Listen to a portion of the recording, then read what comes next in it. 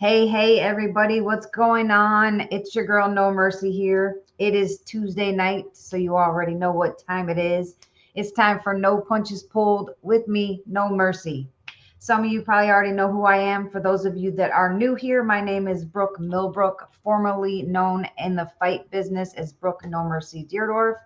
I am a retired professional boxer. I held the WBC lightweight title until I retired, and I was inducted into the International Women's Boxing Hall of Fame in 2022.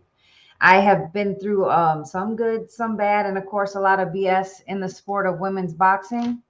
This is my platform where we talk the talk and walk the walk. We're going to bring out the truth in women's boxing.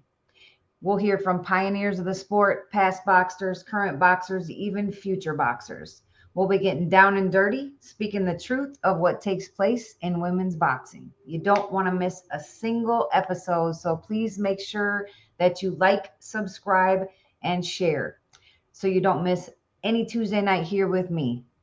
But today, guys, today we have a very, very special guest in the house. We have the extraordinary boxing sensation, Deirdre Dangerous Gogarty. We will discover her inspiring journey as she battled against the Irish Boxing Union's resistance to women's professional boxing in her homeland of Ireland and ultimately forging her path to the UK and USA. We will dive into the intense showdowns that defined her career, including the unforgettable clash with another legend, Laura Serrano, which cemented her reputation as one of the fiercest competitors of her era and of all time. Let's not leave that out there. We will witness the historic bout that revitalized women's boxing as she faced the legendary Christy Martin at the MGM Grand Garden on the undercard of a Mike Tyson card, leaving an incredible mark on the sport of women's boxing. We'll relive that moment that everybody knows where she landed that powerful punch, splattering Martin's nose with blood and claiming the title with her and Martin as fight of the night, outshining the main event with Frank Bruno and Mike Tyson. Prepare to be inspired by her trailblazing legacy, recognizing with her induction into the International Women's Boxing Hall of Fame as well in 2015. Get ready, y'all. Get ready. This is going to be a great one. Help me welcome Deirdre Dangerous Gogarty to the show. Deirdre, how are you? It's such a pleasure and an honor to have you on the show to share your story with the world. I appreciate you rearranging your schedule to be able to join me. How are you? Oh, I'm doing great, Brooke. Thank you for having me. I appreciate it. Yes, I am super excited to hear your journey. And it's just an honor to have you here with us. Let's start by going back to the beginning. If you could just tell us a little bit about your childhood and what led you to boxing. Well, that's kind of interesting because I started to just fall in love with boxing and I don't really know where it came from. I didn't know anybody that even liked boxing. There was no boxing tradition in my family at all. So I had no real kind of door to go through from my home life to the boxing life. I just kind of had to figure it out on my own. I didn't know anybody that liked boxing at all. So it just seems to be something I was born with. Okay. Yeah. Sometimes it's just in your blood. So I tell people it's just Yeah. you're born with it. Um, Tell us about the first time that you stepped into a boxing gym. What was your experience? Did you, I'm sure, like most of us, have trouble with trainers, other fighters taking you seriously being a female in the sport? Well, it took me a long time to actually get into a gym.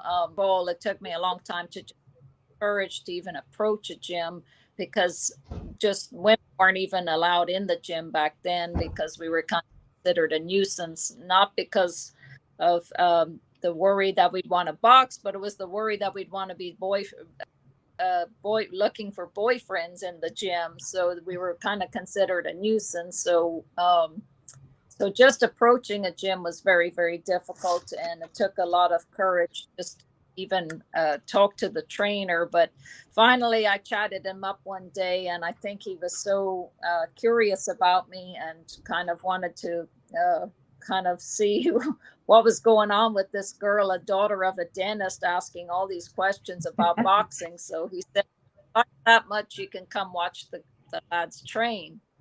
So I went and watched them train, and I just kept coming back and coming back. So finally he said I could train myself. Okay, you could train yourself. Well, I mean, that's one step into the gym, I guess. You got to start somewhere. Yeah, definitely. And it was all little dreams, one at a time. You know, my first dream was to even get to talk to a genuine boxing person all about boxing. Yeah. And my next dream was to actually be in a real boxing gym watching boxers train. And then the next dream was to actually train myself. So it was all a succession of little dreams. Yeah, absolutely. Baby steps, definitely baby steps. So what motivated you then to pursue an actual career in boxing despite the challenges and the resistance you had to face to women in the sport? Well, I mean, it was the only thing in my life I was really, truly passionate. I was just extremely driven, and I just had this vision. I had watched my fellow Irishman, Barry McGuigan, lift the world title, and I wanted to be a world champion just like him, and I didn't see why I should not get that chance. So I just kept working, and I felt like if I worked hard enough and got skillful enough and brought dignity to the sport, that surely they'll let me fight. Absolutely. Yeah, totally agree. I mean, we all have the same hopes and dreams, male or female.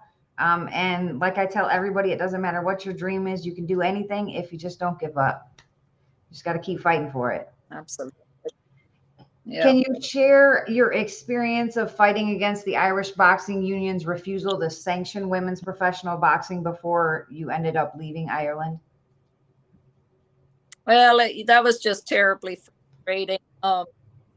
You know, I tried to get, you know, that kept getting back. Well, women aren't allowed to fight, and I just wanted an exhibition. That's all I wanted, is just an exhibition, because I really felt if I could just show what women were capable of, that, you know, that would knock down all the barriers. Because I thought the fear was that we wouldn't be able to fight. You know, we'd go out there and slap in and pull in hair or something. I don't know what they thought, but I mean, I just felt once I could show, no, I can really box. Just let me show you. I thought it would all open wide up. But even just getting an exhibition, every time it seemed like I'd have an exhibition set up, it would get shut down, and there was always some sort of excuse. And it always kept with something medical, typically, like fear we'd get breast cancer, it would damage our ovaries, that we were unstable while we were on our menstrual periods, and all these crazy things. Yeah, anything they could come up with to say no. Any excuse, really. Well, how did that experience shape your determination and your resilience to keep going and not give up? Well, I mean, I just felt I had no choice. You know, I knew that when boxing had been licensed since the 70s, so I just felt the only place to go was America. And I had looked into Europe and other countries, because it did seem like a little bit was happening in France and Italy and some other places, but it just didn't seem to come together. And it just seemed the most sensible thing would be to go to the States. Yeah. Which at that point you did end up relocating to Louisiana eventually. Tell us about the decision and your experience traveling to Louisiana, and what made you choose that location. Well, the reason I chose London is because I had boxed in London, and my coach's friend knew a guy in Louisiana called Bo Williford, and he told me, if Bo Williford doesn't know anything about it, well, it's not worth knowing, because he knows everything there is to know about boxing in the United States. So I wrote to Bo, and I didn't hear back from him for a long time, about 9 months. And I finally heard back from him. And he said, "Deirdre, you're one bad mother," because he had watched some footage of it. So I said, well, I guess that's something good. So he said I could come over for a tryout, and he would, see how I do and do his best to get me a fight.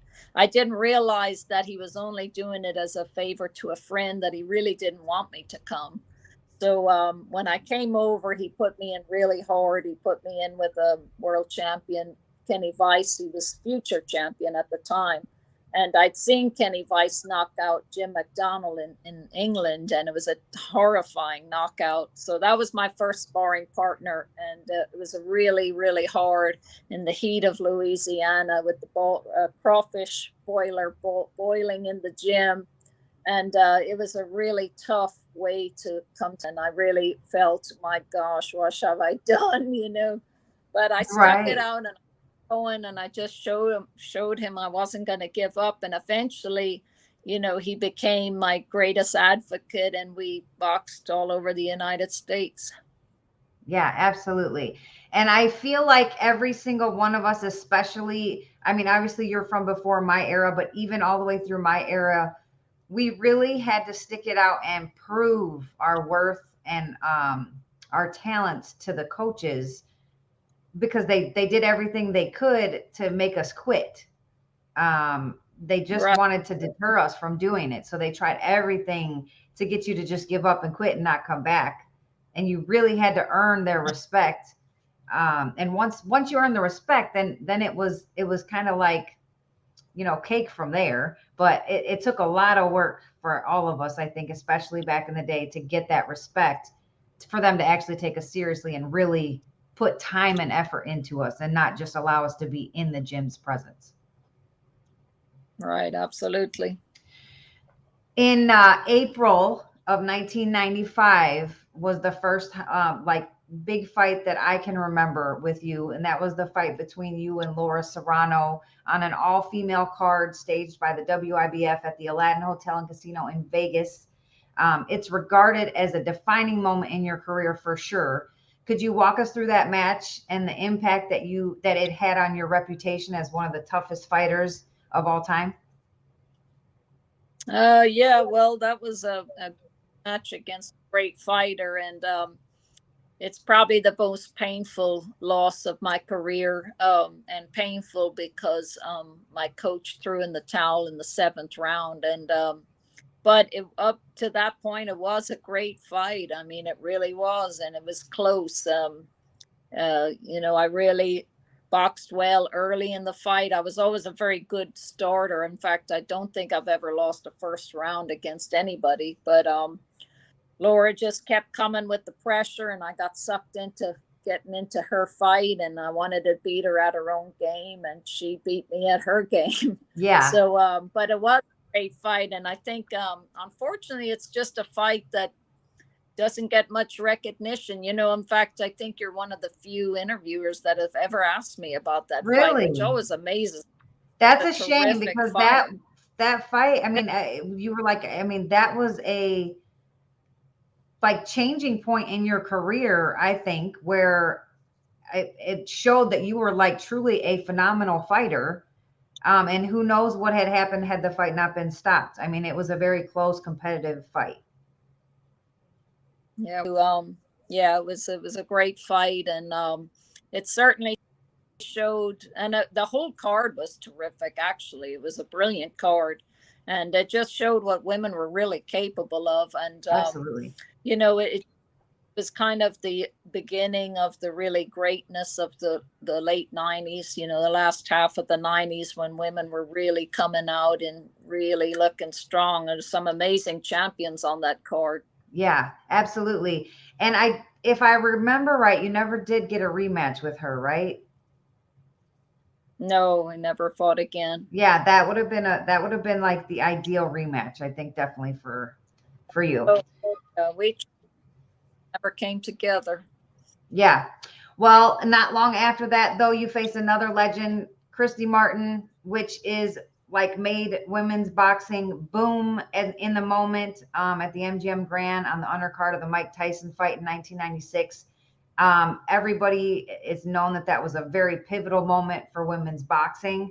How do you feel to be a part of the fight that brought women's boxing back into the spotlight of the media?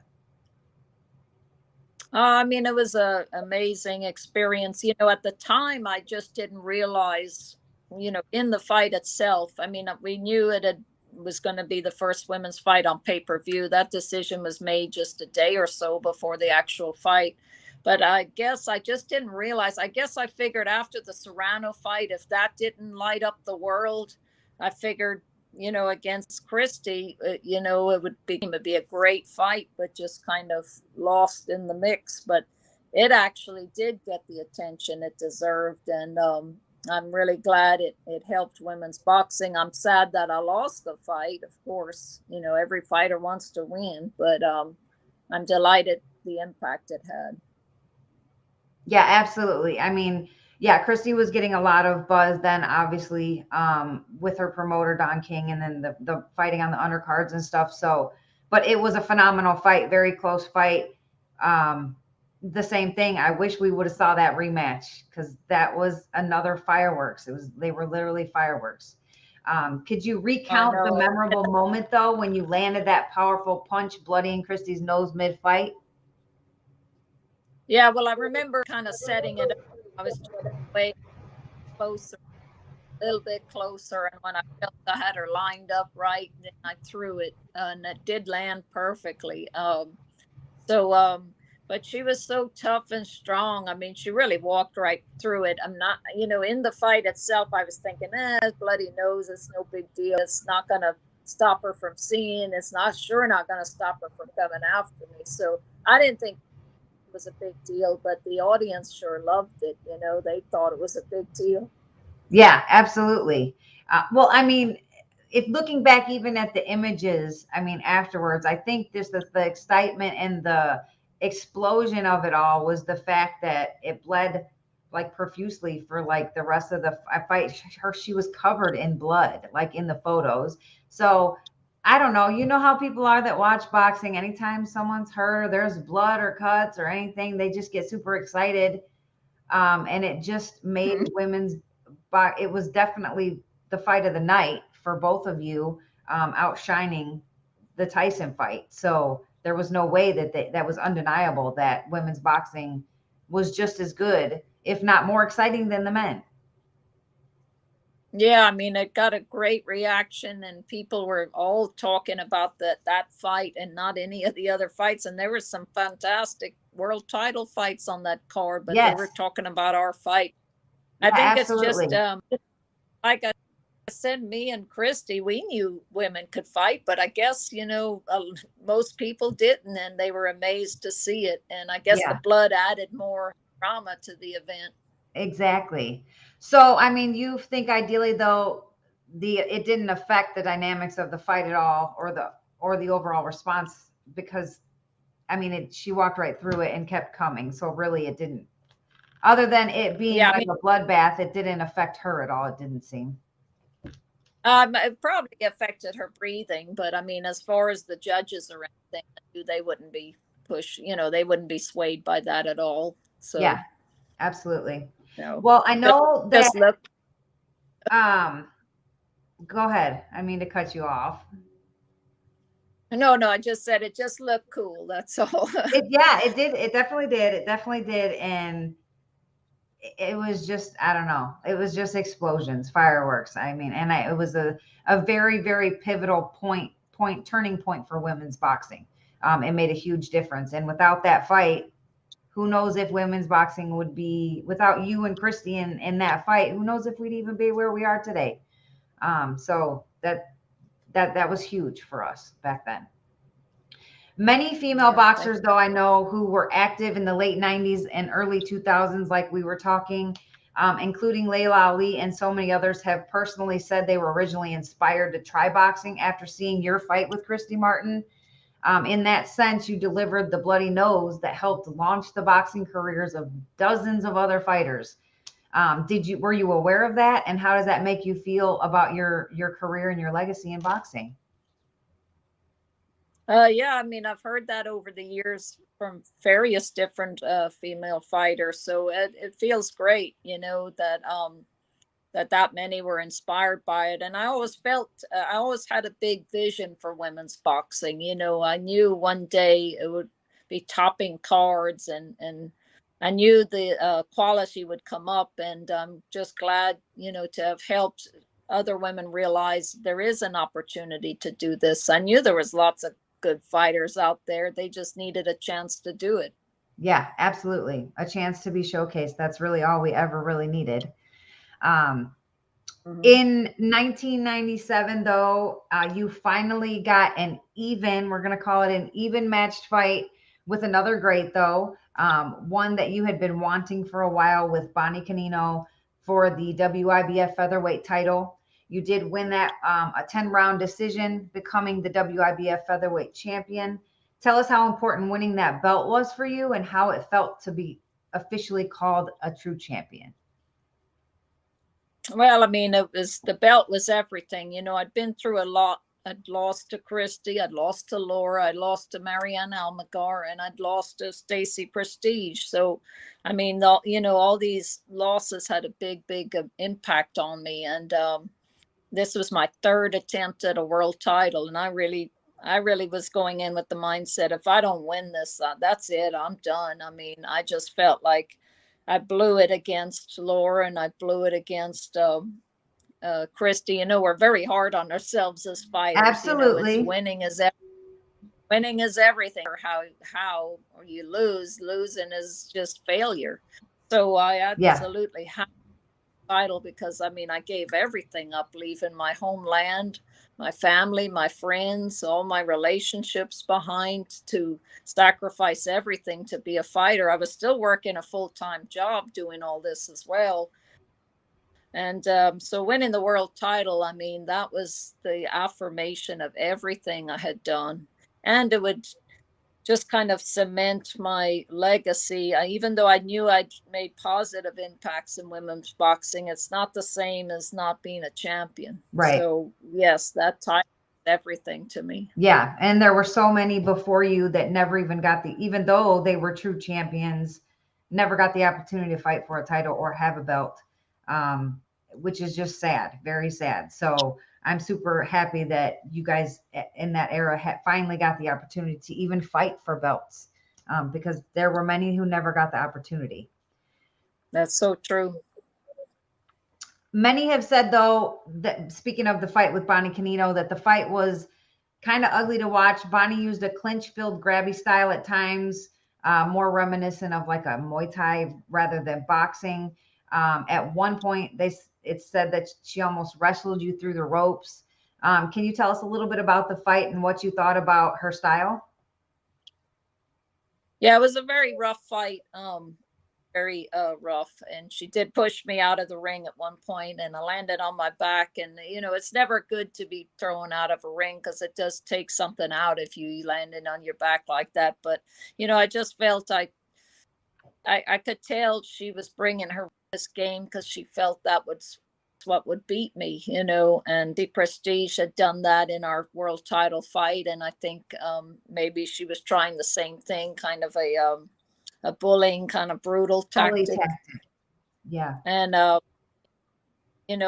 around the fourth and fifth round, it was starting to work a little bit, and my coach said, you better start bringing this back in. You don't let her take this over. So I had to really get back in the fight and really box hard and really out hustle her. But I wish it was a better as far as a boxing exhibition fight, a great match. And it was kind of grabby and dirty. And I felt like every time I tried to spin her around, she would push me down. So I didn't spin her as much as I wanted. But anyway, I definitely feel I won the fight handily. Yeah, absolutely. Especially rounds. And sometimes they definitely feel sometimes they call it the dirty, gritty, like just nasty style of fights. Sometimes people like that, they feel that's all they can do to win. And especially if they had seen someone do it before, then in their mindset, that was the key to beating you, was to be a bully and roughhouse you. And I can tell you from experience, I was a very not dirty fighter, but very aggressive fighter. And that's how I beat a lot of the boxers, was because they just couldn't handle the pressure. But there's still a difference, though, between being dirty and doing dirty tactics versus just straight pressure. But still, Right. I mean, you clearly won the fight. You deserve the victory. You deserve to be called the true champion. And finally, at that point. Yeah, thank you. Yeah. During your last fight in 1998, you had suffered a torn rotator cuff during training, and then you unfortunately re injured it during that fight. After recovering, though, from the injury, you attempted a comeback but decided to retire after 7 scheduled fights that fell through. Can you tell us a little bit about, was that just like people didn't want to fight you, or like management, like promoter issues, or like what happened with the 7 failed fights? Why was it not working out?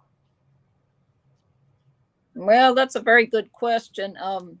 I don't know if it really had an impact, but it just seemed like, nobody got paid on the fight I fought, Bonnie Canino. Nobody on the card got paid, Uh, and I don't know if that had some kind of impact on the on my manager or what happened. But we kept trying to get fights. I was supposed to fight in Argentina and Germany. I mean, I trained hard for a lot of fights that fell through, and it was just really, and I was still injured. I mean, the shoulder never got better, but I just wanted to defend my title and keep being a champion. And so it's strange that the end of my career feels climactic. I mean, I spent the first 4 years of my career not being able to fight, and the last 4 of my career not being able to fight. And I finally officially hung up my gloves at 35. So I hung around a long time trying to get yeah. fights. This didn't happen. Very frustrating. Yeah, very. I did, yeah, training for fights and going through all that work to have it fall through right, like night of or right before, and not get a fight it's devastating. You literally give up everything to do training while you're working and doing everything else. It takes a lot out of you to just get nothing, over and over. Yeah. Do you regret giving up at the time, or do you feel like retiring was just, there was no other option because there just wasn't going to be fights? Well, I was training for a fight at one point, and I remember, I used to love the training for a fight. I loved the Spartan lifestyle. I loved the hard regime, the dieting, like building your body up to this crescendo of fitness. But there was one fight I was training for, and I remember being out running at 5 in the morning and thinking, gosh, I can't wait till the day after the fight and I don't have to do this. And I knew that was the point I needed to retire, because I Yeah. was just that's when you're looking past the fight, you're already retired. Yeah. Yeah. If you lose that hunger, and that drive and determination, Mm-hmm. there's nothing left. You're just looking for an injury at that point. So yeah, that point, it Yeah. was the best decision to go ahead and hang up the gloves. But you were being inducted into the International Women's Boxing Hall of Fame in 2015. That's such a remarkable achievement. I just recently was inducted, so it was phenomenal experience. How does it feel to have your contributions and your legacy recognized in such a prestigious manner? Oh, it's wonderful. It's wonderful to be remembered and to get such a good honor, and to be, remembered and respected. And it's really important, because sometimes you feel everything you've done. Does anybody really recognize it? And that's the ultimate recognition. Other than campaign to erect a statue of me in my hometown in Drogheda, Ireland. I mean, that would be definitely another ultimate recognition. So it's really wonderful and very prestigious. Yeah, absolutely. I know. Yeah, and I think that that's in the works for you, hopefully. But I tried to get in my hometown. I wanted to get even. I tried talking to like the committee and all of them, even to get like a bench or something at the park. like with my info put on it. It didn't even have to be like a statue or anything. And I can still get it, but I have to purchase it.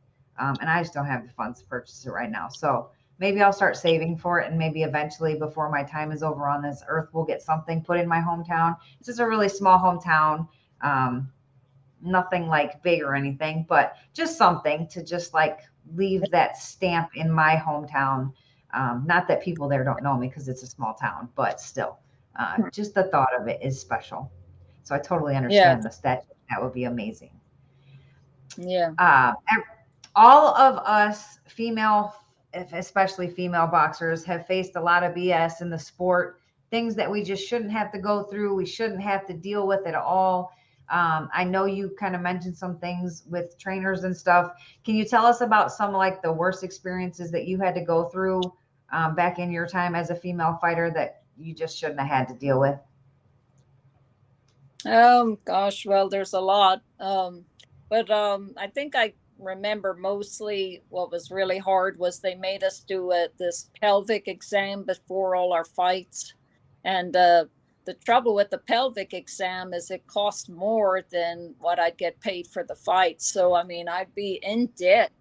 I remember they would cost $400 to $500, and I might only be getting paid $200 or $300. So it was costing me money and that was very difficult, especially, I was working a full-time job, getting paid minimum wage. And, the struggle just financially was extremely hard. So that was really tough, but there's lots of other tough things too. But that.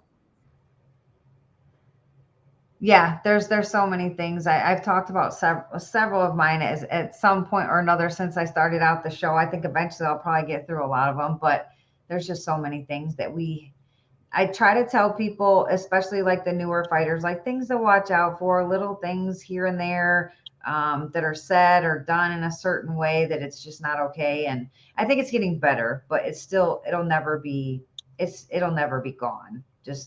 We have to deal with so much more, I feel. Yeah. Yeah. What are some of your female role models in boxing? Did you have any females that you looked up to or that were role models for you? Well, that's a very good question.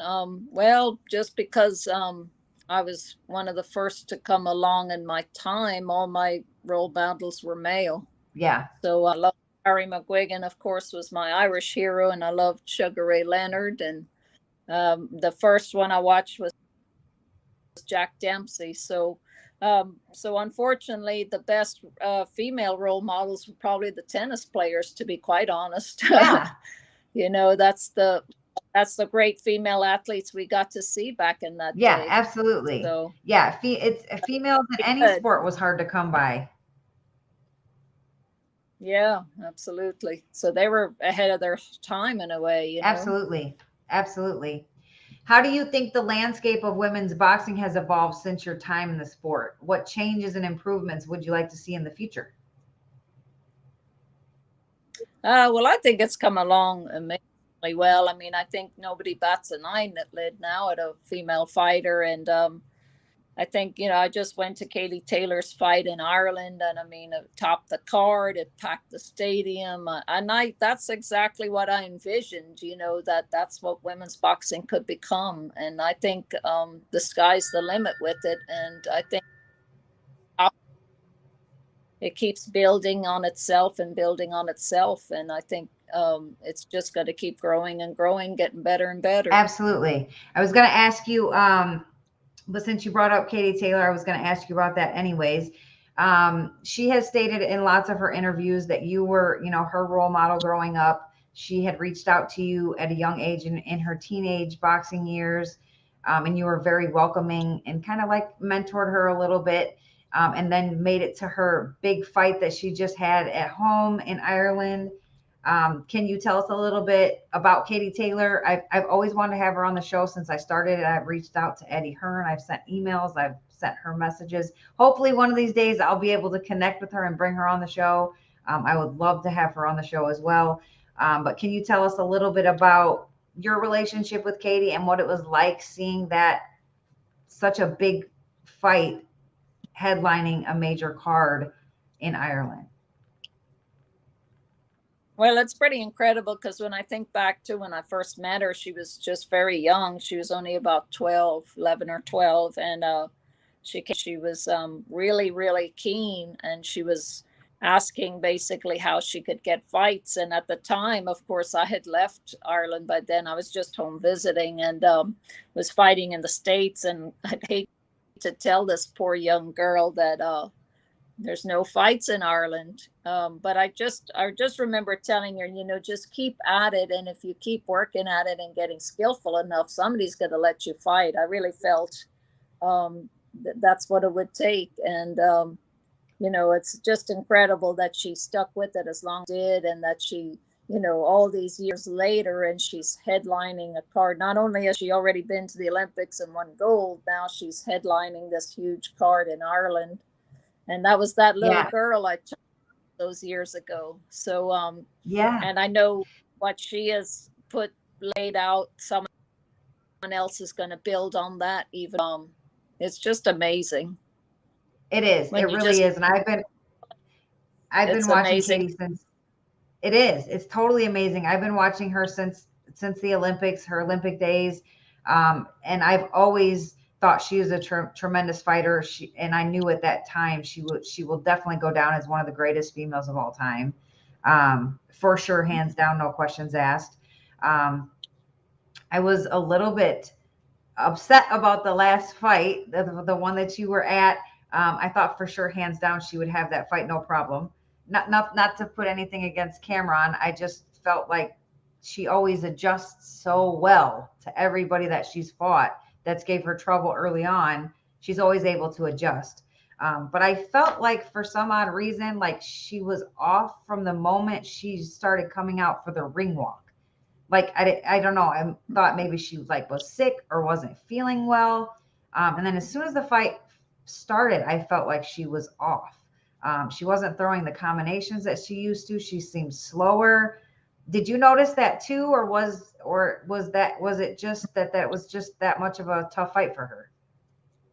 Yeah, I mean, I kind of felt her timing wasn't there, and I thought she got off with some beautiful combinations, but they were just a little too late. She was kind of responding more to Cameron rather than initiating the combinations herself. And Cameron just kept coming and walking her down, and so it might have been a timing issue and maybe just an off night. And sometimes you can go into a fight and you probably know this yourself, in the greatest shape of your life, and for some reason something happens where you just don't feel it. You're just not there, and nights are like that. 100% totally agree with that. Sometimes you're not fully there. I mean, something's just off.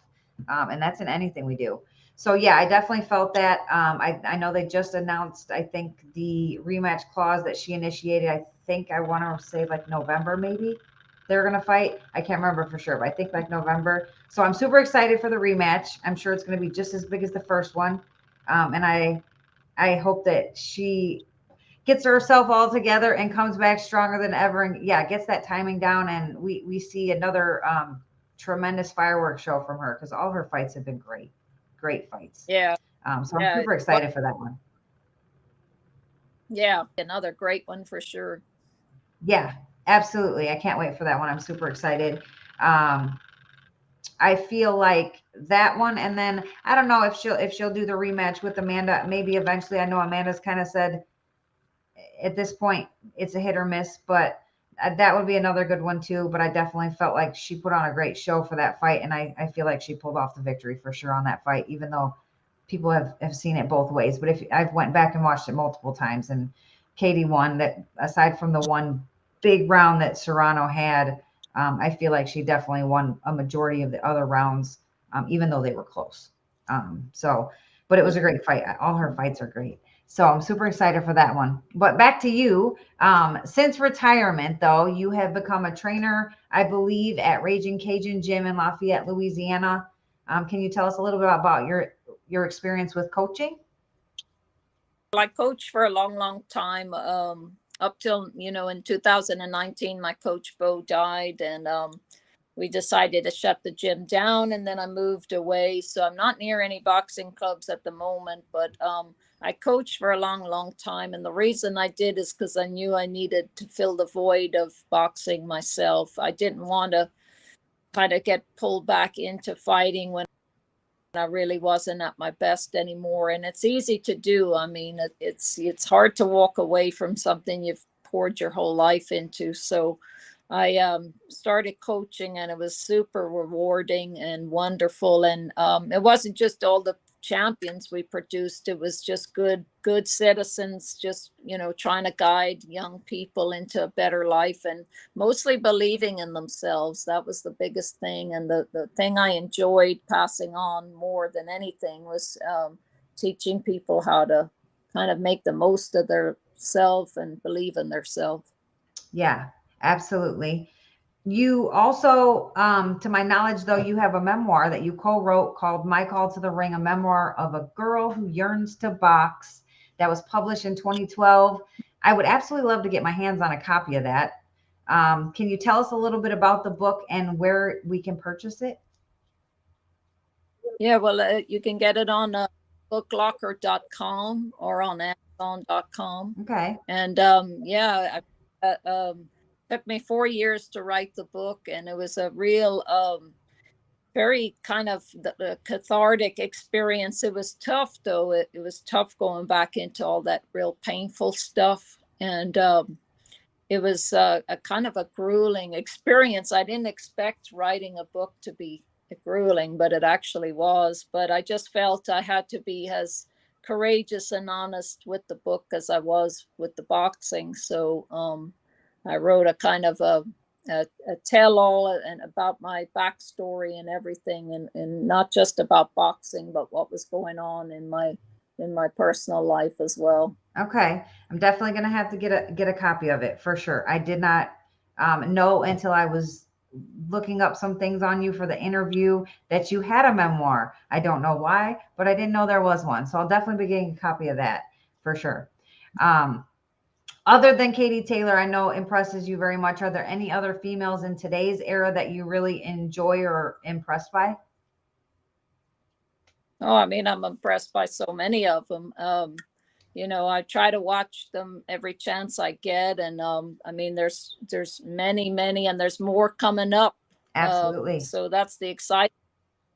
Um, but I mean, I enjoy watching them all.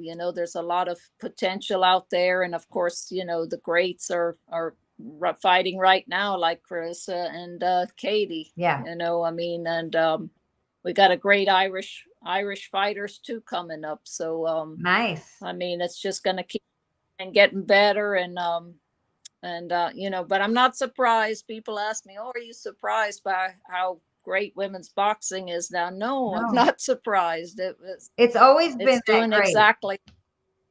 It's, yes, exactly. Yeah, it's always been that great. I do feel like sometimes looking back, like in your fights and even like my generation of fights, there was a lot more like gruesome wars then than we see now. Not that they're not amazing, spectacular fights now, but I think the level of, because they're able to train full time as a boxer, a lot of them now, and we worked full time jobs, had our kids, and really went to the gym maybe a couple hours a day because that's all there was time for. So we weren't really fully trained. I'd hate to see what kind of beasts we would have been had we been able to train all day, 3 times a day, like they're getting to now. So it's phenomenal.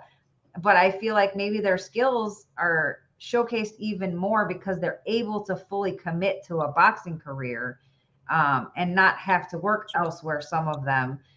So the fights are more technical. They're still action packed, and I love watching female boxing way more than male boxing because there's just so much action in them, and they're more exciting. But I feel like back in our eras, and like your era and my era, there were so many like gruesome, just dog fights, and I haven't seen a lot of those today.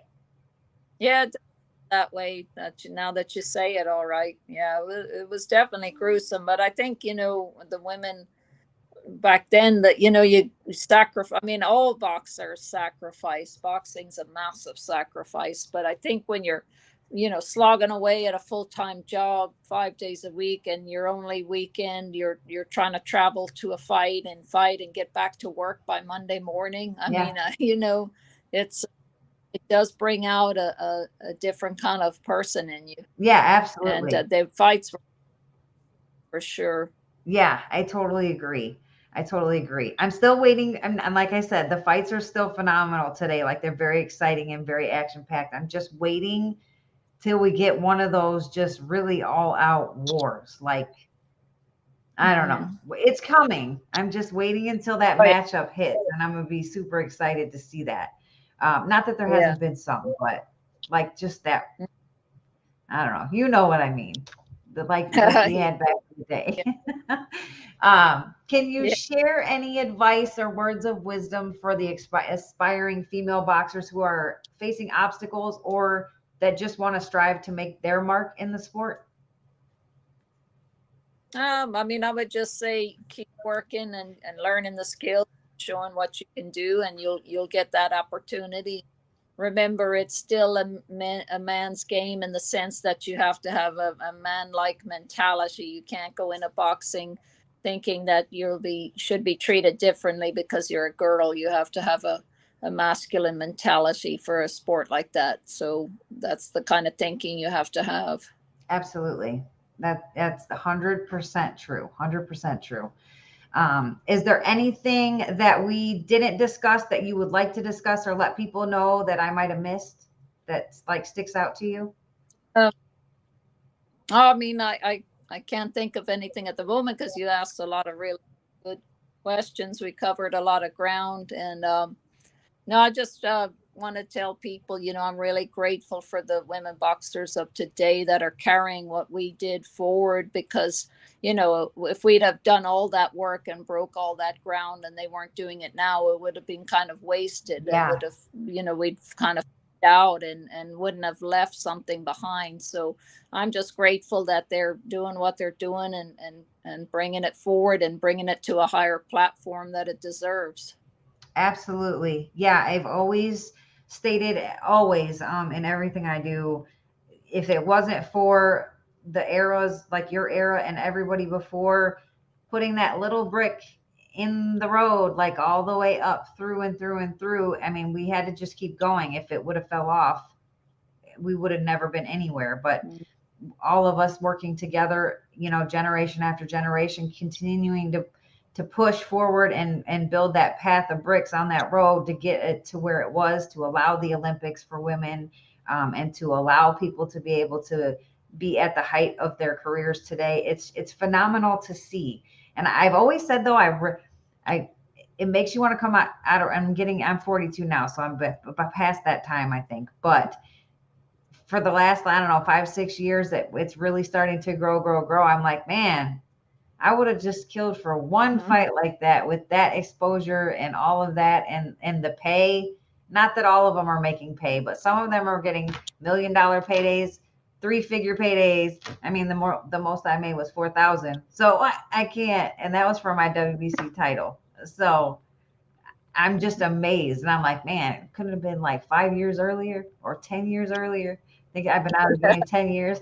But I'm super happy for everybody that it's our work. All of our work is paid off, and that it is got to the point where it is today. But without you and everybody before you and everybody after you, it wouldn't be there at all. So I for those that pay tribute to the past boxers, I'm so humbled and grateful that they do. I feel like there are some that kind of forgot about the past. But a lot of them still pay tribute. Katie frequently talks about you from the past and people from the past, building the way for them. So hopefully that continues generation after generation, because just like in the men's game, there is greatest of all time in every era. Like there's going to go down, and you're definitely going to go down forever and ever as one of the greatest of all time, even though you feel like you didn't get all the wins you want. I feel the same way. We didn't get them all, But you're still one of the greatest to ever lace up the gloves for sure. Well, thank you. And congratulations on your Hall of Fame. That's Thank awesome. you. Yeah, it went by so fast. I said I'm still trying to soak it in. I'm still trying to soak it all in. I'll be at the inductions this year though. Sue invited me back for the anniversary as a special guest, so I'll be there again this year. Are you gonna make it for the anniversary? I'm not sure about that. I'll have to Okay. look into it. So I have an old son now, so he's my life now. Okay. Well, maybe we'll cross paths at the inductions. That would be phenomenal to meet you in person. If not, I'm just honored to have had the opportunity to speak with you tonight and you come on here and tell your story. Do tell everybody though where they can follow you on social media so they can stay connected and see what's going on with you. Okay. Well, I sure appreciate you having me on. Thank you. Yeah, absolutely. Do you have on social media, is it just your private page or do you have like a boxing page people could follow? Yeah, the public page is Deirdre Gogarty Morrison. Okay. So everybody, Yeah. you guys can go follow her there, see what's going on, follow any news or anything that's happening. And yeah, thanks again for coming. It's truly been an honor. Hopefully one day we'll get Katie in here to continue the Irish, background and push the Irish speaking over there. But we'll see what happens. Hopefully I'll connect with her one day. And I'm super honored to have you. And maybe we'll see you in October. Fingers crossed. You never know. Yeah. Oh, you never know. All right. You have a great so. night, and it's been a pleasure. I will talk to you another day. All right. Thank you for having me. Well, everyone, thank you so much for joining me tonight on No Punches Pulled with No Mercy. Hey, Angie, I see you in the comments. What's up, champ? How are you? Super excited for your fight coming up and everything that's going on with you. I see you over there. Appreciate you always tuning in. I hope everybody enjoyed the show tonight. Amazing icon in the sport. Definitely one of the best to ever lace them up. Please do make sure that you like, subscribe, and share the episodes, please. Spread the word. We want to get some more people in here next week and the week after that and the week after that. There is also a donate button below if you guys would like to donate directly to me. It does go directly to me and my show. Be greatly appreciated. If not, no biggie. We're here either way. But do please make sure that you follow me on all my social media platforms so you can stay informed about the show and who's going to be on every single week. I do post who's coming on every week so you know ahead of time. You can find me under, of course, my podcast page, No Punches Pulled with No Mercy, and then my public page, Brooke No Mercy Dierdorff #Millbrook. I post it all over social media so you guys can always see who's coming. But again, hey, our Scarf One, thank you for joining and tuning in. I appreciate it. I hope you enjoyed the show. But that's it, ladies and gentlemen. Thanks for tuning in with me tonight. I will see you all again at the same time, same place next Tuesday at 8:30 p.m. Eastern Standard Time with the next amazing episode of No Punches Pulled with No Mercy. But until then, punch hard. Nothing else matters. Have a great night, y'all.